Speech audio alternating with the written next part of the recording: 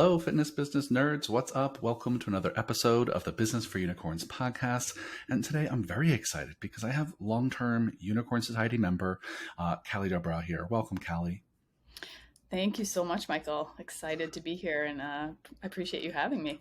Yeah, we were just trying to figure out before we started recording, you've been in Unicorn Society since, I think, 2017. So we've been working together for a hot minute. And I'm just so excited because you've always just been kind of like one of the rock stars in our group. Like every time I talk to you, you're always like got your head down, getting shit done, which has always just been so impressive. So I'm excited for our listeners to get to hear a little bit of your magic today. So thanks for doing this.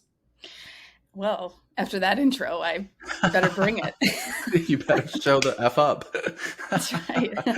I forgot to mention, Callie is the founder and owner of Durbrow Performance Training. You have two locations, one in Massachusetts, one in New Hampshire. And maybe start off there. And you're also a new mother of twins, so congratulations. It's also very exciting. We'll be talking a little bit about that actually in our chat today. Maybe start by telling the people just a little bit about the gym, a little bit of what you do there, and let's start there. Yeah, so Durbrow Performance Training, like you mentioned, we have two locations. We've been open 12 years and 6 years, respectively, with the two locations. So we do large group training. We do a little bit of personal training, but large group training is kind of our sweet spot. Training mostly women, and we really just focus on getting people to feel better. We do a lot of strength and conditioning, so we kind of get people to feel like athletes, whether they are, have been, want to be, and just trying to make fitness a little bit more fun and, having that great community, which it's kind of been our sweet spot for the last 12 years. Yeah, amazing. Well, you do it so well, and I mean, obviously 12 years and 6 years tells a story of you doing a lot right. So congratulations. Well, let's dive in. I mean, one of the reasons, we're having you on the podcast today is you just had a lot of great wins recently. And so this podcast is going to not stay on one specific topic, but we're going to hop around to a few different kinds of wins you've had recently. And I think this is going to be super valuable to our listeners because, dear listeners, I think all the things that Callie's going to be talking about are things that are relevant to you right now in your everyday, work as a gym owner. So let's start with the first one. As I mentioned, Callie recently had twins and you were away on maternity leave. And one of the things that's super challenging about going away on maternity leave is, oh crap, I'm going to be gone for a long time. How does the business continue to run without me? And it requires a lot of strategizing and delegating to be gone and truly, with your family and with yourself and your kids during this time. So walk me through just a little bit before you left your maternity leave. Just talk to me a little bit about what was your mindset like when you knew you were going to be having kids, some of the fears you had, and then maybe just walk through a little bit of how you started to address, preparing for your leave. Yeah. So they, at the time of this recording, they are 6 months old. So this was back in, I guess I probably started really thinking about it, towards the end of last year. And, I would say my initial mindset was like you said, oh crap, what am I going to do? So my initial thoughts were like a little bit of unsure how to let go. I think you and I probably had several conversations about that very topic of letting go. And then I think that the ultimate thing that I came to, at least in the beginning, before I even started planning, was just like have the conversation with my team. And that was something that you had said to me, was just like, tell them you're nervous and tell them, hey, I think I need some help with this. And I'd love to make this a little bit of a dialogue in terms of like, how do we make this happen so that you guys can all help. But I'm not just, because one of the biggest things that I was struggling with was like, I'm just leaving you and I'm not gonna, I'm abandoning you, which wasn't the case at all. That was just a story that I was telling.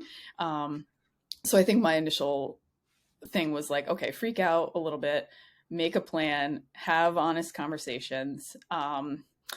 And there's always been that adage of like, okay, you should just go on vacation for 2 weeks and figure out how you can be away, right? And that never sat with me because I was like, well, I'm not going to do that.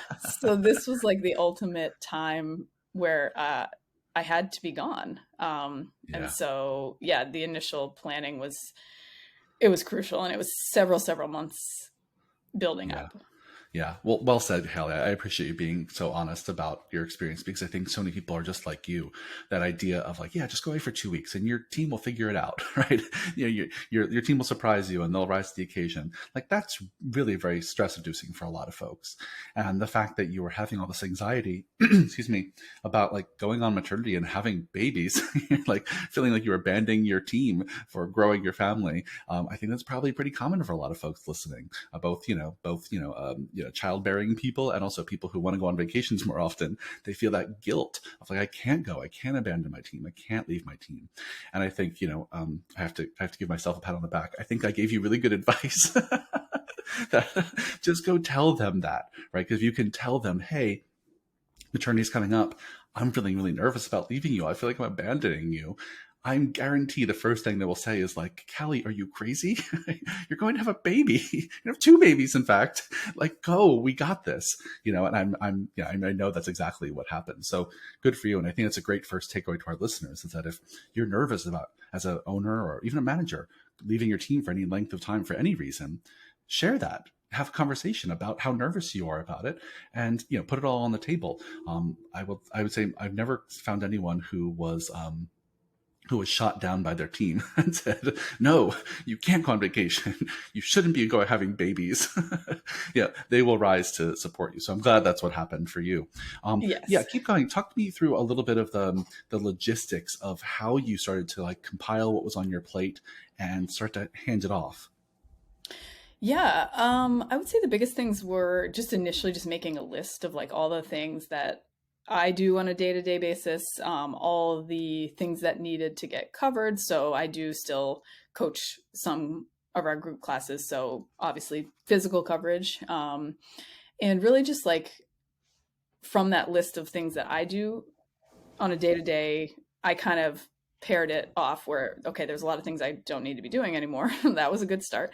Mm-hmm. And then okay, these are some of the things that are going to get delegated to a few different people. And then there was also sort of a little bit of a plan for me to continue to check in. So I'm not going, to outer space. Yep. You can call me if you need me, and I'll be, checking in. So just really kind of doing a brain dump of all the things that needed to be done. And then once I had those initial conversations with people going through and giving them some tasks and coming at it from, and I think this is more of my leadership style as well, as I wanted it to be a conversation. Like, okay, yes, there is some responsibility on your part because you work here, but Mm-hmm. there was, I wanted it to be a little bit of a conversation from them and like, hey, is this okay? Can you guys handle this? Is this cool? Do you want to have more conversation about how we can make this happen? So I kind of just one-on-one with each of my team.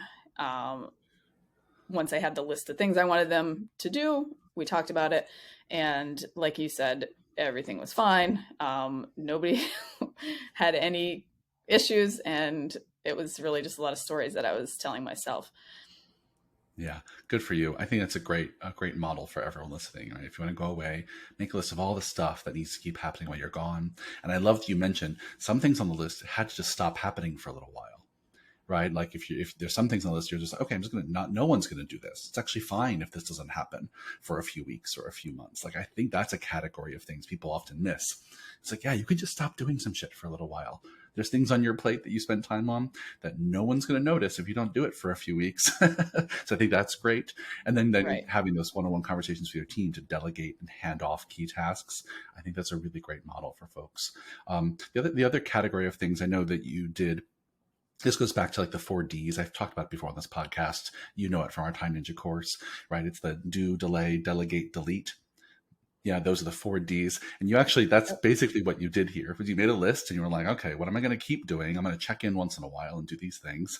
I'm going to delegate these things. I'm going to delete these things. And there's also the delay, which is, okay, I'll get back to those later. Or I'll get someone to do that maybe a little less often. And so I think it's a great model, Callie. And so just talk to our listeners here about how did it go? What actually came up during your maternity leave? Um, I hate to say nothing. um, it was really the other thing that I didn't mention, but we did put out some expectations to clients as well.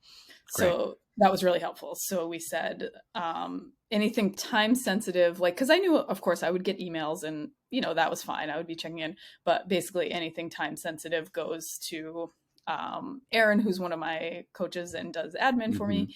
So everything went well, and people didn't.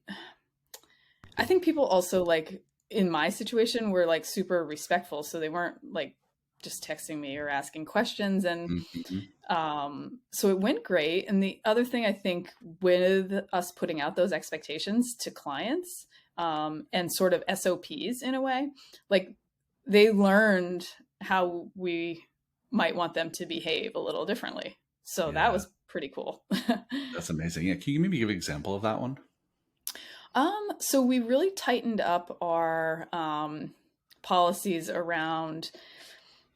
In the past, maybe somebody might email us on a Friday and say, "I need to pause my membership," and we would do it, and they'd be paused for Monday. Mm-hmm. And that was never really a great scenario, but kind of we were like, "Oh, I was in my email and I saw it, so I just did it." So we really put some more expectations, which has continued on, of saying, these are the deadlines that we need. We need 14 days notice. We need 3 business days notice for anything you need done to your account, such as a pause. Here are the forms you need to fill out. So we have a Yep. freeze form, which we had, but again, kind of loosely using. Mm-hmm.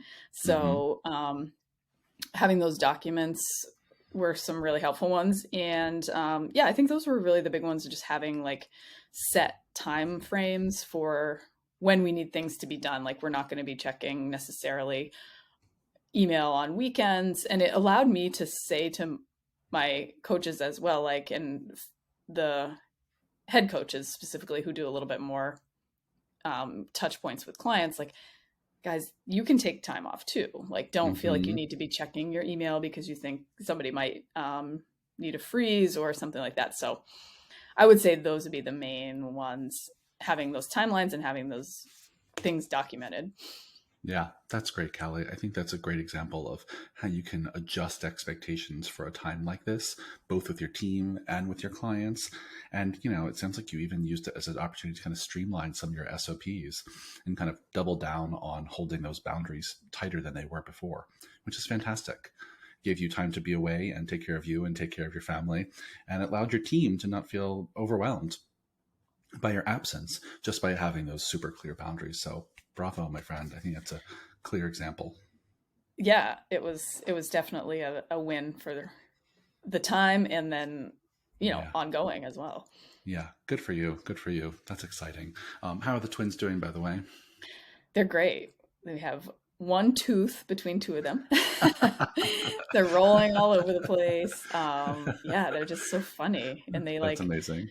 they're starting to like notice each other, which is really cool. So Mm, they can that's kind of just amazing. lay there and look at each other, and Uh, we don't have to I be don't. entertaining them. So that's I'm cool. sure all the parents listening are like, "How do you do two at a time?" But I have a few friends that have twins, and you're just like, you just do it, and you just twice the amount of the same things. Yeah, that's exactly it. And I Yeah. say to people all the time, like, I feel like at times it's easier than maybe two kids at different ages. So I don't Sure. know. Yeah, that's amazing. Awesome. Well, let's switch gears a little bit because I know there's some other wins you've had recently. I want to make sure we leave some time for them. There was one that I think is probably a quick one for us to cover that was really cool, which is you recently kind of got away from running Facebook ads and instead have kind of doubled down on Google ads. And I thought there was some powerful lesson in there for our listeners there. So you were just going to walk me through that decision. Sorry to interrupt your podcast, but want to make sure you knew about another free resource from your friends at Business for Unicorns. If you're looking for even more actionable tips to build the gym of your dreams, head to markfisheryoutube.com. I post videos twice per week, and I give you the inside scoop on how to get the best results with your training gym, including keeping you up to date with exactly what's working now with Mark Fisher Fitness and the other super achievers in the Unicorn Society. I am putting my whole heart and soul into this channel, so if you smash that subscribe button, it would mean so much. Now back to the show. Yeah, I think it came initially from just a little bit of some challenges with Facebook ads. You know, we weren't getting the return that we had in the past. The cost certainly was going up. And for me, doing a lot of the marketing, like it was just getting a little challenging and a little, I wasn't seeing the return that I wanted. So after talking to a few folks in the Unicorn Society and talking through some Google ads, which we used to do in the past, we started basically running the ads that we were running on Facebook in Google paid traffic. So that has been, like we talked about, a real simple change, but letting go of a lot of that expectation of like, you have to run Facebook ads. And I think we may go back to it, but Sure. for right now, it was a good switch for us. And also delegating someone to run the ads was a big help because I was doing the Facebook ads. So that would be another thing I would say was, if you can do it, listeners, delegate that as well. Yeah, 100%. Yeah, we'll talk more about that. But, for starters, I think it's a great just takeaway up front to be like, there's a lot of pressure for everyone to be running Facebook ads. Everyone feels like I should be running Facebook ads. I have to be spending money on Facebook ads, even though they're getting no ROI, even though they haven't figured out a way to generate really quality leads from it. They just kind of keep doing it. And so many people I talk to are just throwing away so much money. And dear listeners, here's what I'll say is that if you really are committed to Facebook, cool, go hire someone to help you get a better ROI. But if you're just throwing away money every month, try some new shit. And so, because Callie, your switch to Google Ads has really paid off for you, hasn't you? Like, what's the results been? Yeah, I would say our leads are more consistent each month. We're hitting the numbers that we are aiming to hit in terms of leads. And they are more, I kind of hate to say like qualified leads, because as we know, like we can nurture people and bring them into the fold, but I feel like Google, they are searching a little bit more than maybe they are on Facebook. So that aspect of it has been super helpful, that people that are a little bit quicker, the process is a little bit quicker. So they come into the pipeline, they start a little bit sooner, which has been really good. So we're seeing consistent, and having someone manage the ads, we're able to tweak in a way that makes sense, as opposed to just, let me just try and change some stuff and see what happens. Yeah, that makes sense. You're getting more ads, you're hitting your targets, and those ads tend to be a little more qualified. In this case, the way you're describing that is like they're just more proactive. These are people who are actively searching for a gym. So they're just kind of farther kind of down that funnel already because they're proactively searching, which is fantastic. Yeah. So talk to a little bit about, what was the process like to delegate this? Is this an external person, like an outside vendor? Got it. Yes, it is. Yep. So it was really simple. I mean, we had to create a landing page and then, give them access to the back end for, getting everything tagged correctly. But other than that, we have the option to meet monthly. We'll do a call and just reevaluate how the ads are going. But other than that, it's pretty hands off for me, which is really nice. And I can look at the stats if I want to and just see how things are going. So that's been a huge asset to have that. Yeah, good for you. How'd you find the person? That was a referral through Unicorn Society. So great. Yeah. Awesome. Yeah. Well, I think, dear listeners, that's the thing, is if you don't love running ads, whether Facebook or Google, and you find someone who's good at it, they will be worth their weight in gold. They should be returning to you much more than you're paying them every single month in sales. So I think it's great that you did that, Callie. Bravo to you. Let's switch gears. There's one more win you've had recently. Tell us about it. Yeah. So this was after, again, pitching the Unicorn Society once again, but it is it's where it's at. We had lots of conversations about follow-up, and also that follow-up means being texting. Lead follow-up, like prospect follow-up. Lead follow-up, yeah? yes, Yep. Exactly. So we made the switch. I would say it was right before COVID. So obviously there was a little downtime there, but we really made the switch to getting people's phone number during the opt-in process. So for a long time, we would just do email because it seemed like, okay, that's a lower barrier of entry for the person to just put in their email address.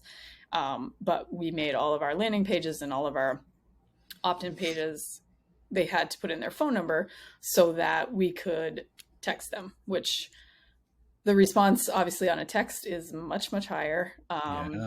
And people, again, kind of going back to the talk about Google ads, they're much more responsive to a text message. And then the follow-up sequence that we created was every few days they would get a text if they didn't respond. And then we kind of slowed it down, but there was a 14-day period where they would get text messages. And then if they responded beforehand, great, we would get them in. And if not, they would go into a more long-term lead nurture. But having that set, just like 2-week period where we were following up via text, that really changed the game for us. We still get their email address, but that was a big win. That's huge. Yeah, I think it's so great that you did that, Callie, because we know that inboxes are hard. Inboxes are hard. I'm going to cough. Excuse me. Great. I coughed. The inboxes are hard. I mean, we all know from looking at our own inboxes, we get stuff all day, every day that's very easy to ignore. It's very easy to pass off. It's very easy to hit delete or archive. And that's what happens to our emails when we're sending them out to leads. And so I think, we have to make the switch to texting. It is the present. It's not just the future of marketing sales. It is the present. You have to be on it. I think the most recent stat I saw about text messaging is that the average person sees a text within the first 15 seconds of it being sent, which is huge. You absolutely can't say the same about email. Even if they don't respond, they're still seeing it within 15 seconds. So as you're texting every few days for those 14 days, they're seeing you come up. It's a constant reminder. Oh yeah, I did reach out to that gym. Oh yeah, I was looking for a gym. Oh, these people seem to be on top of their shit. Maybe I should respond. Right. So I'm so glad you made this switch. I'm so glad it's paying off for you, Callie. Yeah. What can you talk a little bit more just about what is the mechanism you're using to do the texting? You're still doing it on phones? You're using an app? What's your kind of follow-up script like? Can you give me a few more details there? Yeah, so we recently just switched to different platforms. So we use Gym Lead Machine, which is now Kilo. Has been Kilo. Yep, I think. Yep.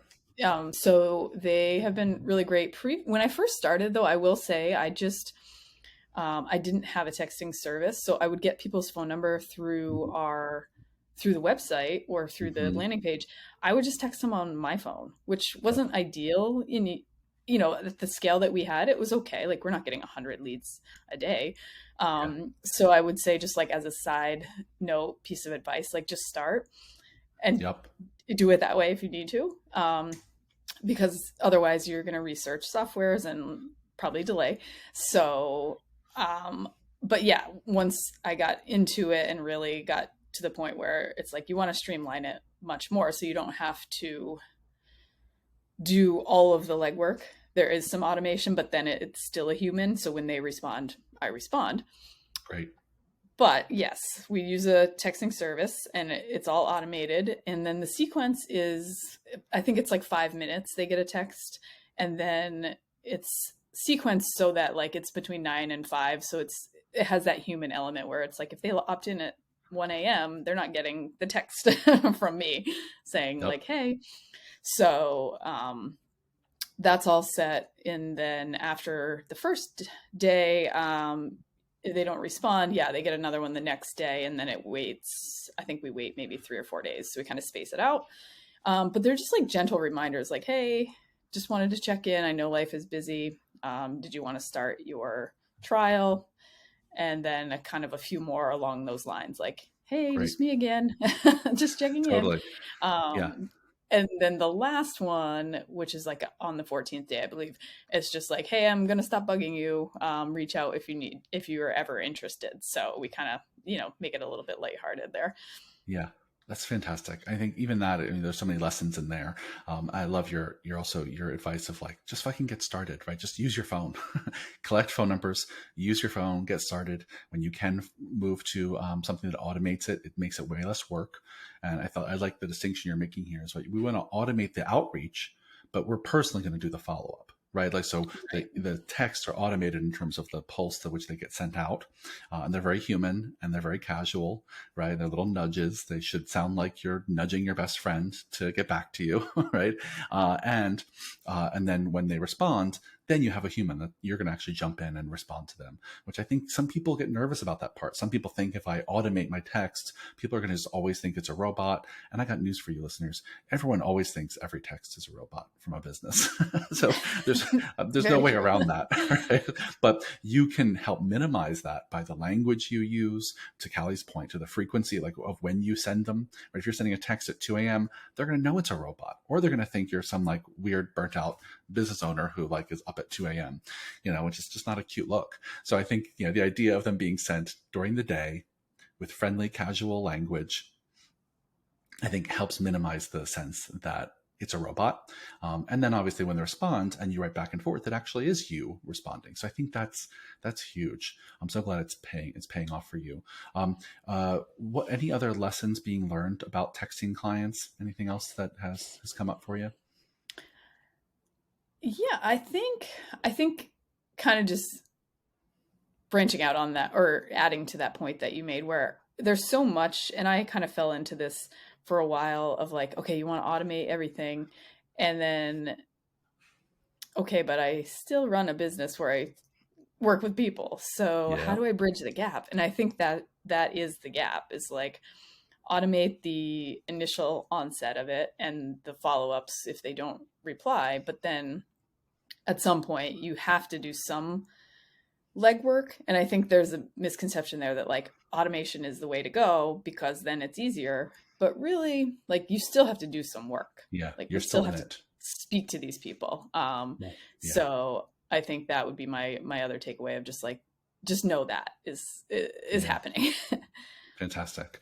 Oh, this has been such a great conversation, Callie. I really appreciate you coming and share. I mean, these are three very different but really valuable wins. And I love that we could share them today because I think our listeners are going through the exact same kinds of things. They're wanting to, start a family and take vacations and like, how do I delegate and do that better? They're trying to get leads through the door and maybe be struggling with Facebook ads or been wanting to try out more Google ads, or they're struggling people responding to their emails. And so I think all the things we shared today, I think are fantastic, really on boots on the ground strategies for our listeners. So thank you so much for doing this. If our listeners want to go find out more about you or follow your gym online, where can they find you? Yeah, so the best places, I usually am on Instagram for the most part, for myself Mm-hmm. and the gym. So at Callie Durbrow on Instagram and also at Durbrow Performance Training on Instagram. And then durbrowperformance.com is our website for the gym if you want to just check it out. But Instagram is kind of our spot for both places right now. Yeah, amazing. Well, thank you so much, Callie. It's been a blast. And dear listeners, if you like this podcast, please review us on wherever you're listening to your podcasts. If there's any other topics you want me to cover or people you want me to talk to, email me, michael@businessforunicorns.com. Thanks again, Callie. Have a great day. Thank you so much, Michael. Thanks for having me.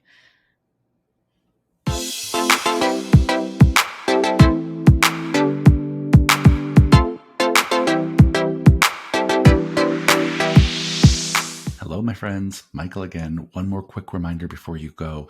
Our Coaching Conversations course is happening live on Zoom October 14th and October 15th.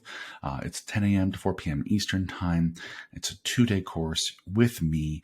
It's our most popular course we've ever offered, and it's teaching you communication skills that you can use in all areas of your life and business.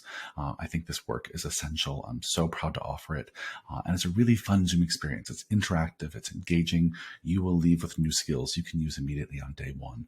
Our early bird period is over, but we still have spots available. And I think this course is priced very, very well. So join us. I think it's so worth the investment.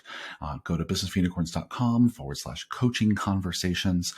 Enroll now, my friends. If you have any questions, email me, michael@businessunicorns.com. I'm here to help. See you on the next episode. Bye.